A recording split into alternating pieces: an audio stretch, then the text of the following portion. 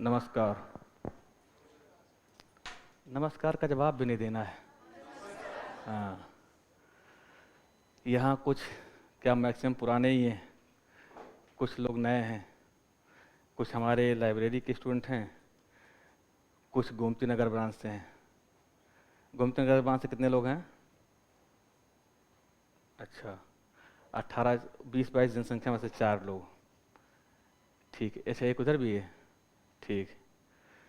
तो जो नए पुराने लोग हमारे परिचय जानते ही हैं, और जो नए लोग हैं उनको परिचय छोटा सा दे देता हूँ मैं। मेरा नाम विवेक रुद्रा है और मैं इस बड़ी कंपनी का छोटा सा मुलाजिम हूँ। ऐसा छोटा मुलाजिम जो सिर्फ काम करना जानता है, काम करवाना जानता है। पुराने जो हमारे स्टूडेंट बैठे हैं जो इस ब्रांच के हैं, वो जितना भी मुझे जानते हैं वो अच्छे तरीके से जानते हैं कि काम कराना मुझे अच्छी तरीके से आता है। उस काम कराने की प्रक्रिया में ही आज मैं एक किसी से मिलवाने की आपकी कोशिश करूँगा। इसमें से कितने लोग ऐसे हैं जो इस साल ये लगता है कि वो अपने मंजिल तक पहुंच जाएंगे? कितने लोग ऐसे हैं जो पीसीएस में या आईएएस में, दोनों जो कहीं भी, जिनको लगता है कि मैं इस साल आईएएस या पीसीएस तो बन ही जाऊंगा? कितने लोग ऐसे हैं? बस 5-6 लोग। कितने लोगों को लगता है 2024 में बनेंगे? अच्छा, 25 वाले कितने हैं? अच्छा, कुछ लोग हाथ ही नहीं उठा रहे, कह रहे हैं बनने नहीं है। मैं बस मौज में आया हूँ इधर। मधुमक्खी कितने लोगों ने देखा है? शहद, शहद तो सबने देखा होगा, लगभग देखा है ना? शहद खाया भी होगा। शहद बहुत मीठा होता, पता है? उस शहद को एक छोटी सी मधुमक्खी बनाती है। शहद के छत्ते भी आपने देखे होंगे, देखे या नहीं? तो शहद का छत्ता जितना बड़ा होता है उतना ज़्यादा उसमें रस होता है, और जितना उसका कलर ब्राउन होता है उतना उसमें मीठापन होता है। तो आपको क्या लगता है कि वो शहद कितने दिन में बनता होगा? 1 दिन में, 1 महीने में, 1 साल में? कुल मिला के ये है कि मधुमक्खी बहुत काम करती होगी, मधुमक्खी बहुत डेडिकेशन के साथ लगी होगी, मधुमक्खी बहुत मेहनत भी करती होगी, तब जा कर के उसको वो अपने लिए वो छत्ता बना पाती होगी जिसका रस हम इस्तेमाल करते हैं अपने हर काम में। तो मधुमक्खी एक ऐसी सीख है जिसको अगर हम आप सीखना चाहें तो हमें किसी के दूसरे के मोटिवेशन की जरूरत नहीं पड़ने वाली। मधुमक्खी जो सबसे बड़ा सीख दे के हमें जाती है वो यही है कि साधारण सी बात है, बहुत साधारण सी बात है कि अगर आप शहद की तरह मीठा परिणाम पाना चाहते हैं तो आपको मधुमक्खी की तरह कठिन मेहनत करनी पड़ेगी। इसके अलावा कोई दूसरा विकल्प नहीं है जो आपको सफलता की तरफ ले जाए। लॉकडाउन लगा, लॉकडाउन में बहुत लोगों की पढ़ाई डिस्टर्ब हुई, अमूमन स्वाभाविक सा होना। लेकिन उस लॉकडाउन के दौरान भी आयोग ने अपने एग्जाम को लिया, भले 1-2 महीना आगे पीछे करके लिया, लेकिन लिया। ऐसा नहीं रहा कि उस परिणाम को बनाने के लिए उसने समय का इंतजार किया या एग्जाम टाल दिया। इसने एग्जाम लिया ना। उस लॉकडाउन के दौरान भी बहुत ऐसे स्टूडेंट रहे जिन्होंने सिर्फ इस बात के लिए एग्जाम नहीं दिया कि मैं तैयार नहीं हूं, मेरे लिए संसाधन नहीं रहे, मेरी कोचिंग बंद हो गई, मेरी ऑनलाइन क्लास नहीं हुई, मेरे पास बुक्स नहीं पहुंचे। बहुत लोगों ने ऐसा किया।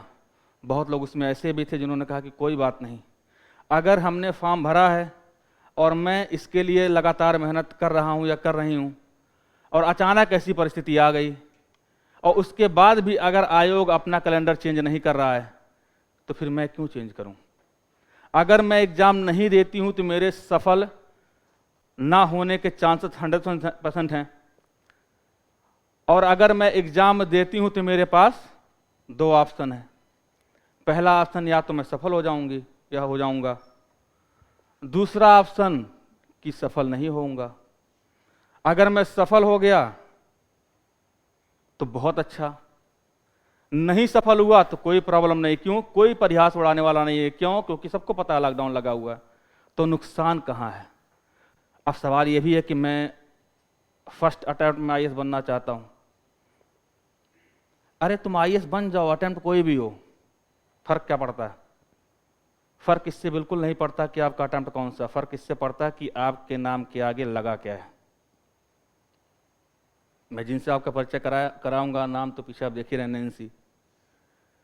आज के ठीक 2 महीना पहले जब मैं नैन्सी से मिला था, मतलब मिला तो बहुत पहले से था, 2 महीना पहले हम लोग मुलाकात एक बार ऐसे औपचारिक किए थे। आज से ठीक 2 महीना पहले जब मैं नैन्सी से मिला था, तो मेरे लिए नैन्सी मात्र, या नैन्सी के लिए मैं, दोनों एक दूसरे के लिए मात्र इतनी औपचारिकता थी कि वो स्टूडेंट है, मैं टीचर हूँ, या मैं उनका एक टीचर टाइप का दोस्त हूँ, इतनी सी बात थी।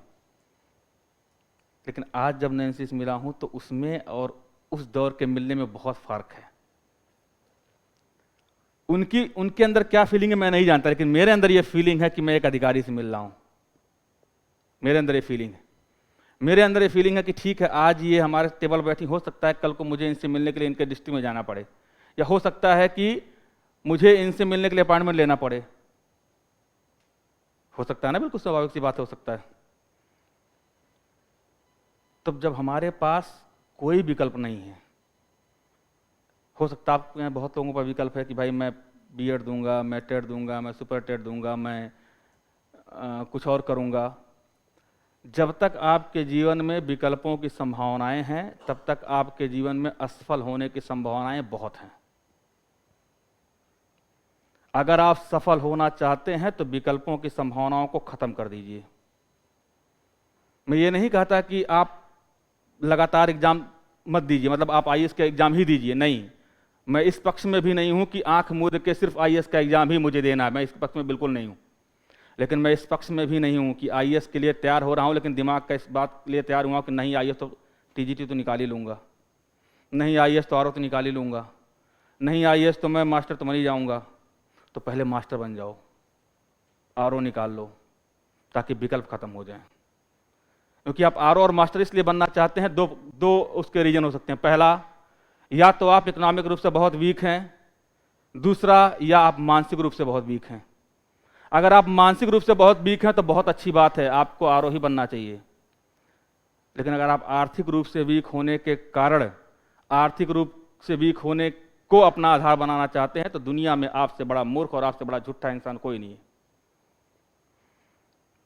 क्योंकि आपका परिस्थिति उस रिक्शा चालक के बेटे से बुरी नहीं हो सकती है, जिसके लिए एक टाइम का खाना टिफिन का वो 2 टाइम में खाता था, और उसने भी क्या किया, आईएएस को क्रैक किया, टॉप किया।